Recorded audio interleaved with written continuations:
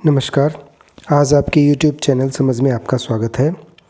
आज हमने जो चैप्टर उठाया है वह है क्रॉप प्रोडक्शन एंड मैनेजमेंट। ये मैंने NCERT की बुक कक्षा 8th में से उठाया है। तो सबसे पहले हम क्रॉप्स की डेफिनेशन देख लेते हैं। क्रॉप्स क्या चीज़ है? Plants of same kind cultivated at one place on a large scale is known as crop. तो जब हम कोई एक टाइप की कोई प्लांट्स को एक बड़े लार्ज स्केल एरिया पर कल्टीवेट करते हैं, उगाते हैं, तो हम उसे क्या कहते हैं? क्रॉप्स कहते हैं। नेक्स्ट, सबसे फर्स्ट क्वेश्चन जो हमारे पास है वो है the crops sown in rainy season. जो क्रॉप रेनी सीजन में जो उगाया जाता है वो कौन सा है? That is kharif crop, rabi crop, vegetable crop और नन ऑफ द अबव। तो खरीफ क्रॉप इसका सही आंसर है। ये रेनी सीजन में उगाया जाता है। रबी क्रॉप्स को विंटर में उगाया जाता है। Next one, the rainy season in India is generally from. Rainy season India में कब होता है? It is from May to August, June to September, April to July और जुलाई टू अक्टूबर। हमारे इंडिया में ये होता है जून टू सितंबर। नेक्स्ट, कुछ एग्जांपल्स दिए हुए हैं नेक्स्ट में। पैडी, मेज, सोयाबीन्स, ग्राउंडनट एंड कॉटन। ये सब क्या है? ये सब हम रेनी सीजन में उगाते हैं, इसलिए ये सब क्या है? ये है kharif crops. Next one, question number 4, the crops grown in winter season. अब क्रॉप जो विंटर सीजन में है वो कौन सी होएगी? वो आएगी rabi crops. Question number 5, rabi crops are sown from. Rabi crops कब से कब उगाई जाती है? Rabi crops are sown in winter season, और विंटर सीजन जो भारत में होता है वो है अबाउट अक्टूबर टू मार्च। तो इसका आंसर क्या आएगा? October to March. Next one,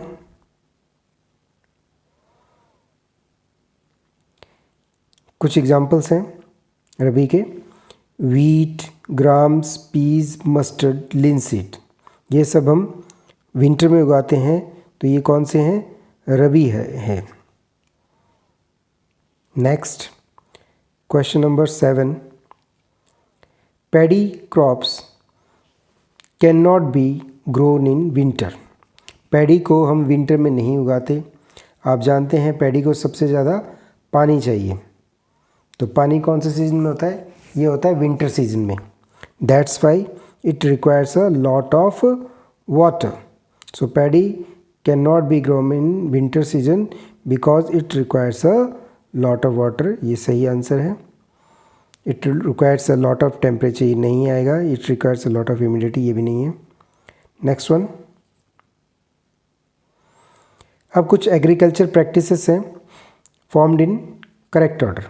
हमें कुछ एग्रीकल्चर प्रैक्टिसेस करेक्ट ऑर्डर में पता होना चाहिए। ये पेपर में सीक्वेंसिंग आ सकती है।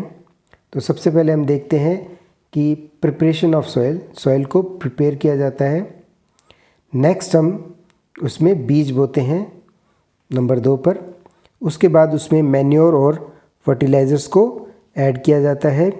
उसके बाद वाटरिंग होती है उसकी, यानी कि इरिगेशन। उसके बाद हम उसको खरपतवार या वीड से बचाते हैं। हम इसमें वीडीसाइड्स छिड़कते हैं। उसके बाद है हार्वेस्टिंग। जब फसल पक जाती है, मैच्योर हो जाती है, तो उसकी कटाई कर ली जाती है। इसे हम हार्वेस्टिंग कहते हैं। और स्टोरेज, उसके बाद जब ग्रेन सेपरेट कर लिए जाते हैं, देन वी स्टोर देम। तो ये 7th पर आएगा। Next question, the soil is loosened. The soil is loosened so that. Soil को लूज़ क्यों किया जाता है? यानी कि सॉइल को हम जो फार्म्स की जो सॉइल है उसमें हम प्लो से लूज़ क्यों करते हैं?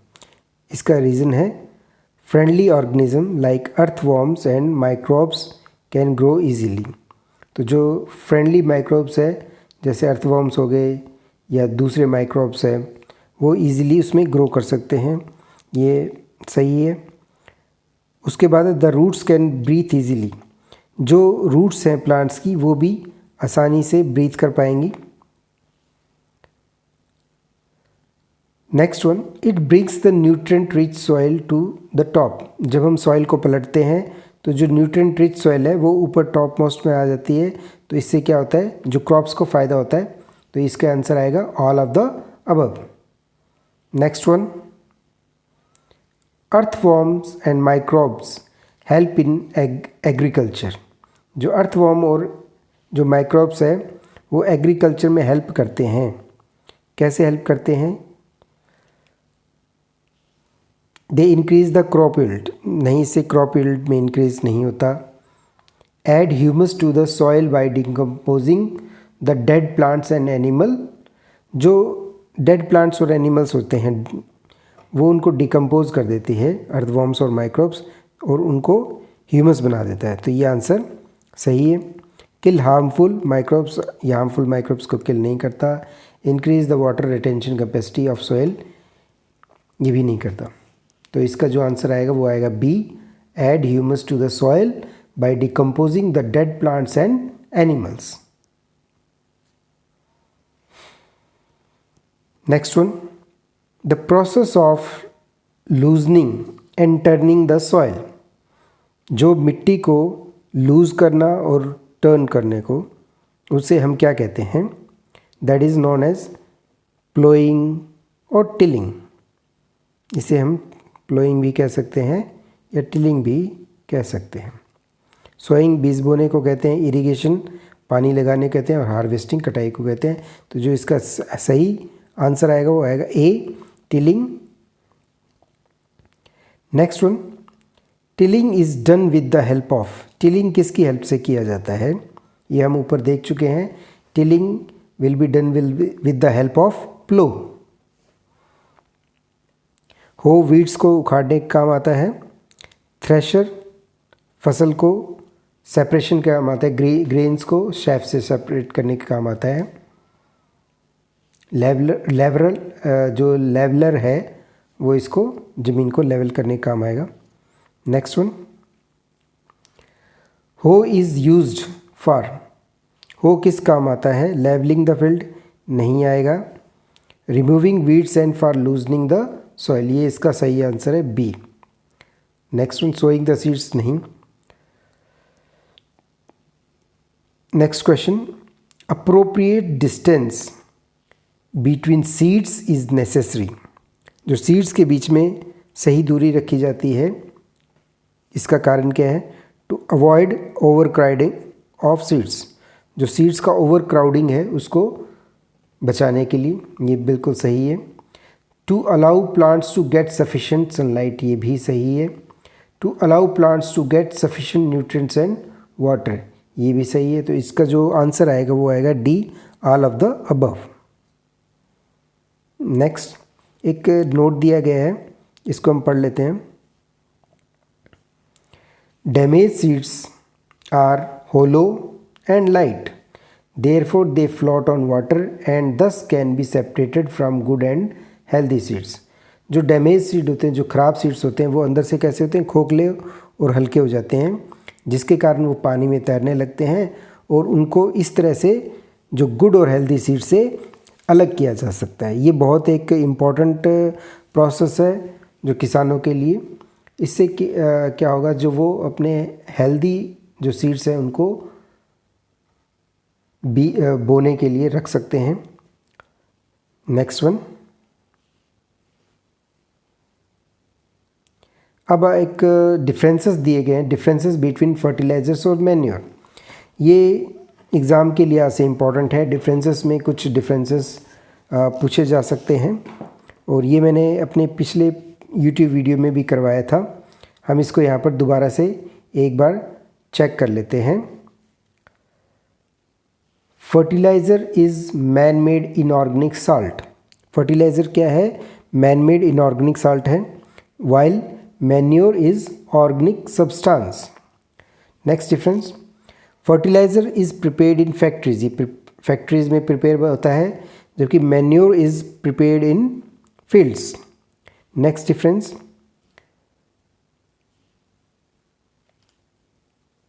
Manure is made from chemical substance. जो मैन्योर है वो केमिकल सब्सटेंस या केमिकल से मिलके बना है, जबकि जो मैन्योर है that is obtained from the decomposition of animals and plant waste. ये इसे हम कंपोस्ट भी कहते हैं, compost. Next one, fertilisers does not provide any humus. Fertilisers से ह्यूमस उत्पन्न नहीं होते। ह्यूमस यानी कि हिंदी में हम बात करें तो मृदा। Manure provides a lot of humus to the soil. Next difference, fertilisers are very rich in plants. Fertilisers क्या है, वो प्लांट्स में रिच होते हैं। Next difference, fertilisers are very rich in plant nutrients like nitrogen, phosphorus and potassium, while manure is relatively less rich in plant nutrients.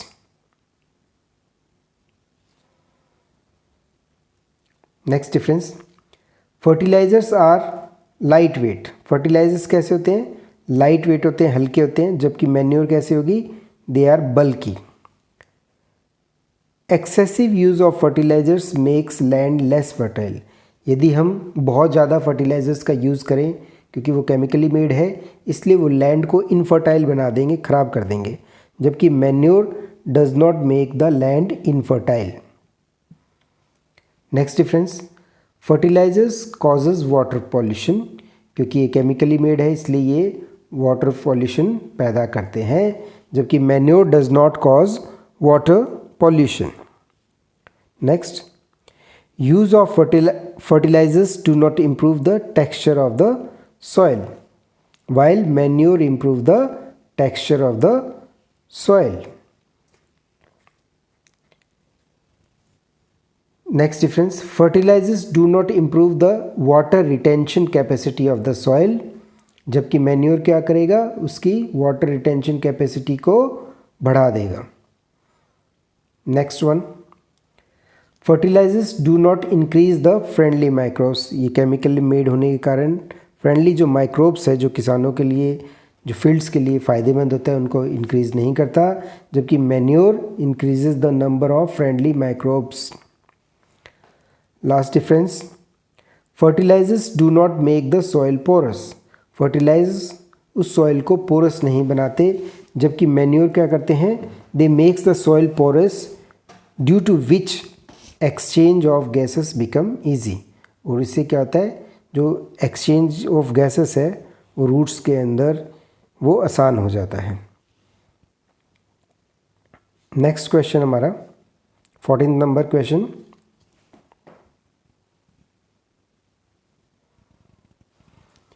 Ammonium sulphate, super phosphate, NPK and potash, ये सब क्या है? They are all manure, नहीं। Fertilisers, okay. Medicinal drugs, ये भी नहीं है। तो इसका जो आंसर आएगा fertilisers. Ammonium sulphate, super phosphate और NPK ये क्या है? They are fertilisers. यहाँ पर NPK क्या है? NPK यानी कि नाइट्रोजन,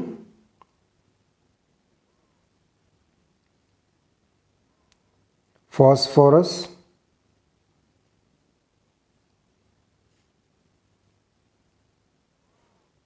K से potassium.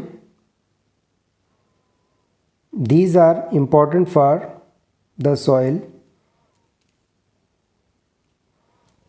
Next one, continuous cultivation of crops make the soil. जो हम कंटिन्यूस कल्टीवेशन करते हैं क्रॉप्स का, तो सॉइल कैसी हो जाएगी उससे? That will become rich in nitrates, नहीं, रिच तो बिल्कुल नहीं होने वाली। पुअर इन मिनरल्स, हाँ ये सही है, क्योंकि जब हम लगातार क्रॉप्स का कल्टीवेशन करेंगे तो जो इसकी एनर्जी होगी सॉइल की, मिनरल्स होंगे, नाइट्रेट्स होंगे, वो उसका द्वारा सोख लिया जाएगा, एब्जॉर्व कर लिया जाएगा। Improve the fertility of the soil, नहीं होगा। Improve the humus of the soil, ये भी नहीं है। तो आंसर क्या आएगा? आपके पास आंसर आएगा B, that makes the soil poor in minerals. Question number 16, the organic substance obtained from decomposition of plants and animal waste। ये हम पहले भी देख चुके हैं। जब डिकम्पोजिशन होता है और जो ऑर्गेनिक सब्सटेंस बनेगा वो क्या कहलाएगा? वो कहलाएगा manure. Question number 16, the organic substance obtained from the decomposition of plants and animal waste. जब हम प्लांट्स और एनिमल को वेस्ट को डिकम्पोज करते हैं तो वो क्या मिलेगा? हम ये पहले भी देख चुके हैं, दैट विल बिकम मैन्योर। तो 16 का आंसर आएगा B, manure. Next one, crop rotation is necessary. Crop rotation क्यों ज़रूरी है? हम जानते हैं कि जब हम क्रॉप को रोटेट करेंगे तो उसमें कुछ अलग अलग जो क्रॉप्स होती हैं वो अलग अलग तरह के न्यूट्रिएंट्स एब्जॉर्ब करती हैं, और कुछ ऐसी क्रॉप्स हैं जो उसके अंदर न्यूट्रिएंट्स को फिक्सेट कर देती हैं। एग्जाम्पल के तौर पर जो दाल वगैरह हैं वो नाइट्रोजन उसमें फिक्सिंग बैक्टीरिया होता है, तो उससे जो सॉइल होती है वो बढ़िया हो जाती है। तो इसमें देखते हैं, it replenishes the nutrient of the soil. ये बिल्कुल सही आंसर है। Crops can be grown throughout the year, नहीं, ये कोई ज़रूरी नहीं है। It is important to cut the cost of agriculture, it is not also necessary. It makes the soil infertile, ये गलत है। तो जो आंसर आएगा वो क्या आएगा? ए, it replenishes the nutrient of the soil. Next one,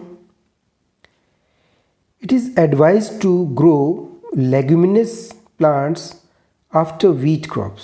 wheat crops के बाद leguminous plants जैसे दाल, पल्सेस, इनको उगाने की एडवाइस क्यों दी जाती है?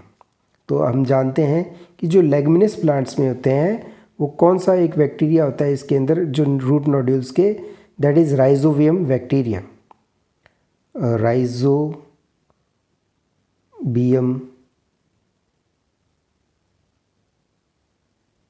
बैक्टीरिया, तो ये बैक्टीरिया क्या करता है? उसमें नाइट्रेट्स या नाइट्रोजन फिक्स कर देता है, तो इससे एक न्यूट्रिएंट्स की कमी पूरी हो जाती है। तो अब आंसर ऑप्शन चेक करते हैं। It helps to replenish the soil with phosphorus, नहीं, ये गलत है। Replenish the soil with potassium, ये भी गलत है। Replenish the soil with minerals, ये भी गलत है। तो जो इसका आंसर आएगा वो आएगा D, it helps to replenish the soil with nitrogen. Next, question number 19, microbes present in root nodules of leguminous plant. जो root nodules of leguminous plants में कौन से माइक्रोब्स होते हैं? हमें ऊपर भी देख चुके हैं, that is rhizobium bacteria, C.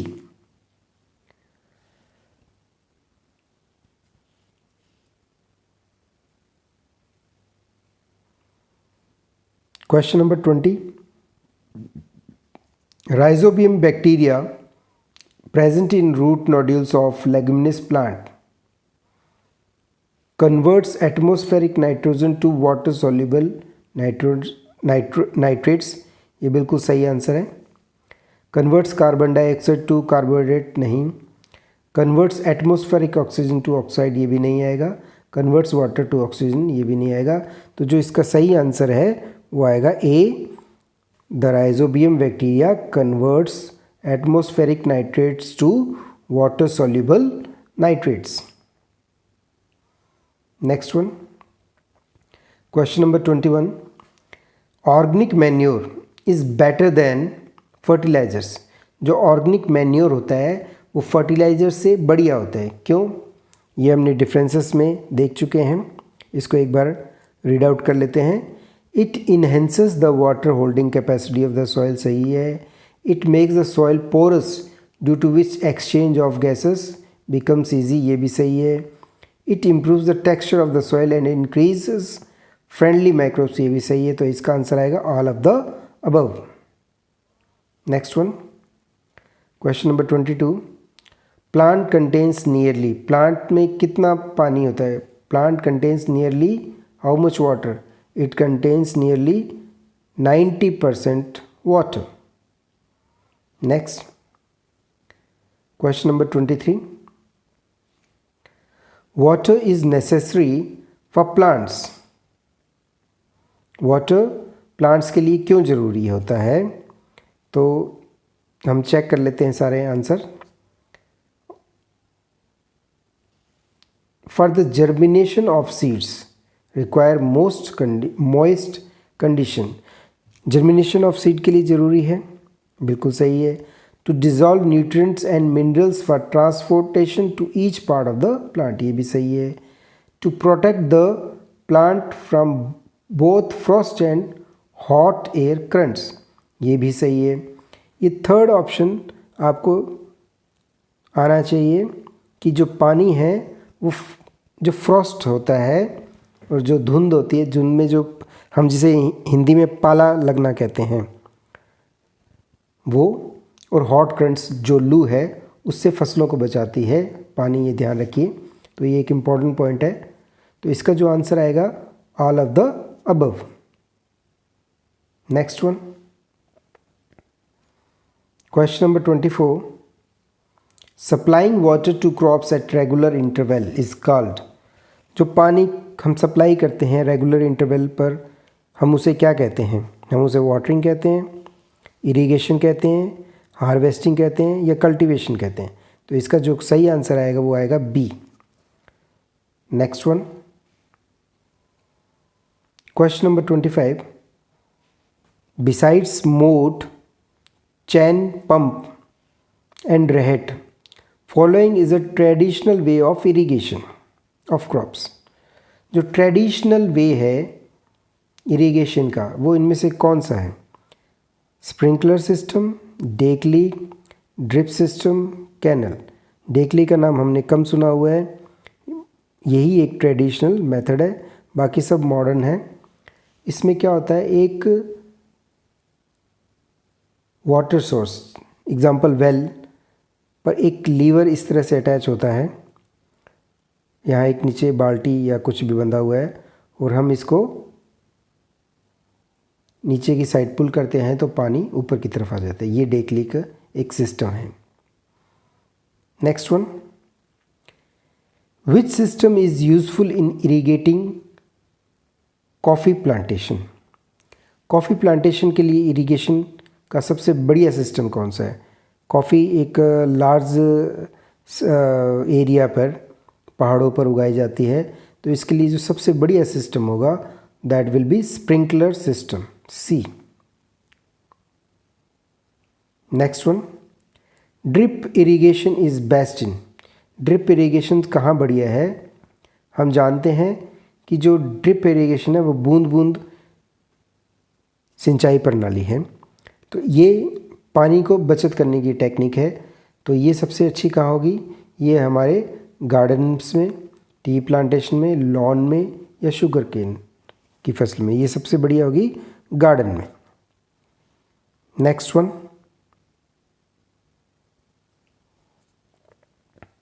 Undesirable plants which grows naturally with crops are known as. ऐसे जो खरपतवार या अनडिजायरेबल प्लांट्स जो फसलों के साथ उग जाते हैं उन्हें हम क्या कहते हैं? That is known as beans, that is known as grass, weeds और jowar, that is known as weeds, C. Next one, 2,4-D is a pesticide, weedicide, fertilizer और a variety of wheat। तो इसका जो सही आंसर है 2,4-D is a weedicide।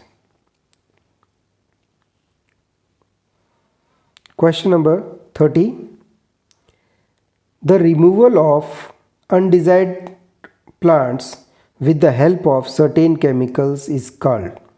जो undesired plants होते हैं उनको केमिकल्स की हेल्प से मारना या रिमूव करना, उस सब्सटेंस को जो उस प्रोसेस को जो कहते हैं वो क्या कहते हैं? That is known as weeding. क्योंकि हम वीड्स को हटा रहे हैं तो ये वीडिंग कहलाएगा। हार्वेस्टिंग कटाई को कहते हैं, थ्रेशिंग जो ग्रेन और शेफ को अलग करने को कहते हैं, टिलिंग जो प्लोइंग को कहते हैं। तो इसका आंसर आएगा A. Next one 31, chemical spread in crops to kill unwanted plants. जो केमिकल जो स्प्रे किया जाता है जो वीड्स को ख़त्म करने के लिए, उसे हम क्या कहते हैं? पेस्टिसाइड्स नहीं, वीडीसाइड्स। यस, ये इसका सही आंसर है, वीडीसाइड्स। हर्बिसाइड्स इसको नहीं कहेंगे। Next one question number 32, the best time for removal of weeds. जो सबसे बढ़िया टाइम वीड्स को रिमूवल करने का कब है? इजी है। हम जानते हैं कि अगर वहाँ पर वीड्स के फ्लावर और सीड्स ही ना हो तो उसको रिमूव करना सबसे बढ़िया रहेगा। यदि एक बार वीड्स के फ्लावर्स और सीड्स लग गए तो वो और फैल जाएगा। तो before they produce flowers and seed, yes बिल्कुल सही है। बिफोर दे प्रोड्यूस फ्रूट्स, नहीं। Before they the crop is sown, crop को सो करने से पहले कर ही नहीं सकते हम। Before the crop is fertilised, crop को फर्टिलाइज करने से पहले, ये भी नहीं। तो इसका आंसर आएगा A, before they produce flowers and seeds. Question number 33, cutting of crop after it is mature is called. Crop को काटने को हम क्या कहते हैं? हम थ्रेशिंग बोलेंगे? नहीं। हम इसको हार्वेस्टिंग बोलेंगे? यस, ये बी इसका सही आंसर है। टिलिंग और विनोइंग एक अलग प्रोसेस है। टिलिंग के अंदर हम जो सॉइल है उसको प्रिपेयर करते हैं, प्लोइंग हम किसे कहते हैं। विनोइंग के अंदर हम जो ग्रेन्स है उसको हम सैफ से या जो घास फूस है उससे हम अलग करते हैं। It is a traditional method of separation of grains from the chaff. Next one, usual time taken for a crop to mature. एक फसल को मैच्योर होने में कितना टाइम लगता है? 2 to 3 months, 3 to 4 months, 4 to 5 months और 5 to 6 months। इसका जो सही आंसर आएगा वो आएगा 3 to 4 months, B. Next one, harvesting is done manually with the help of. Harvesting यानी फसल कटाई मैनुअली हम किससे करते हैं? हो से करते हैं? नहीं। हो एक वीड्स को अलग करने में या उखाड़ने में काम में आता है। सिक्कल, दांती यानी कि फसल कटाई की काम आती है। खुरपी नहीं आएगी, स्पेड भी नहीं आएगा। तो इसका जो सही आंसर आएगा वो sickle. Question number 36, the process of separation of grains from chaff is called. फसल कटाई के बाद जब हम ग्रेन्स को सेपरेट करते हैं उस घास फूस से या भूसे से, तो उसे हम क्या कहते हैं? उसे हम हार्वेस्टिंग नहीं, फसल कटाई को हम हार्वेस्टिंग बोलते हैं। उसको हम क्या कहते हैं? थ्रेशिंग।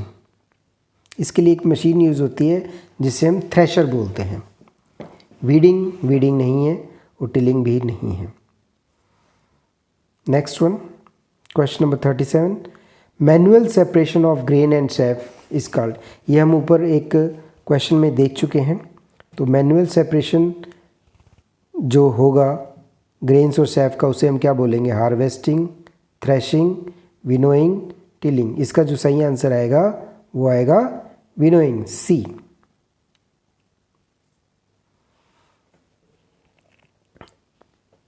विनोइंग के अंदर हम कोई हवा चला के किसी पंखे की सहायता से जब ऊपर से हम ग्रेन्स गिराते हैं तो ग्रेन्स हैवी होने के कारण वो नीचे गिर जाती है और जो घास फूस जो हल्का होगा वो दूर हवा के साथ में चला जाएगा और इस तरह से हम ग्रेन्स और chaff को अलग कर सकते हैं। Next one, combine is a machine which does the following work. Combine के बारे में आप जानते होंगे। कंबाइन एक ऐसी मशीन है जो फसल कटाई और थ्रेशर का काम एक साथ करती है, यानी कि प्लोइंग और लेवलिंग नहीं। हार्वेस्टिंग एंड थ्रेशिंग, ये इसका सही आंसर है। आगे वाले आंसर सारे गलत हैं। नेक्स्ट क्वेश्चन नंबर 39 काफ़ी इम्पोर्टेंट है। नवन्या और नबाना वेस्ट बंगाल का एक फेस्टिवल है, is a special festival associated with. याद रखिए जो ज़्यादातर फेस्टिवल है वो फसल कटाई से संबंधित है, क्योंकि इस टाइम में जो हमारी जो इंडिया की इकनॉमी है वो चल पड़ती है, किसानों के पास पैसा आता है। तो ये किससे एसोसिएटेड होगा? इरिगेशन से, हार्वेस्टिंग से, थ्रेसिंग से या सोइंग से? That is in associated with harvesting. Next one, festivals not associated with harvesting. ऐसे फेस्टिवल्स जो हार्वेस्टिंग से एसोसिएट नहीं करते। देखिए बैसाखी ये एक पंजाब का फेस्टिवल है और ये एसोसिएटेड है विद हार्वेस्टिंग। बिहू असम का फेस्टिवल है, ये भी हार्वेस्टिंग के टाइम होता है। पोंगल तमिलनाडु का फेस्टिवल है, ये भी हार्वेस्टिंग के टाइम होता है। दशहरा नहीं, दशहरा के टाइम कोई फसल कटाई नहीं होती, तो इसका जो सही आंसर है वो आएगा D, Dussehra. Next one, Holi, Diwali and Nabanya are associated with. Holi, Diwali और नवबर्निया किससे जुड़े हुए हैं? They are associated with irrigation, harvesting, threshing और sowing. They are associated with harvesting, B. Next one, cod liver oil is obtained from. जो कॉड लिवर ऑयल है वो कहाँ से मिलता है हमें? वो हमें काऊ से मिलता है, गोट से मिलता है, हैन से मिलता है या फिश से मिलता है? That is fish. तो कॉड लिवर ऑयल हमें कहाँ से मिलेगा? फिश से मिलेगा। Next one, cod liver oil is rich in. Code liver oil किस में रिच होता है? सबसे ज़्यादा इसमें क्या होता है? Vitamin A, vitamin B, vitamin D और विटामिन के। इसका जो सही आंसर है वह आएगा vitamin D. Question number 44, rearing of animals for food and other uses is called। Animals को पाल के फूड के लिए या कुछ अलग यूजेस के लिए, उसे इस को हम क्या कहेंगे? रियरिंग को। इस रियरिंग को हम कहते हैं animal husbandry, animal rearing, animal domestication, animal farming. The answer is animal husbandry. Thank you. अगर आपको ये वीडियो अच्छा लगा हो तो इसे लाइक एवं शेयर ज़रूर करिए। Thank you.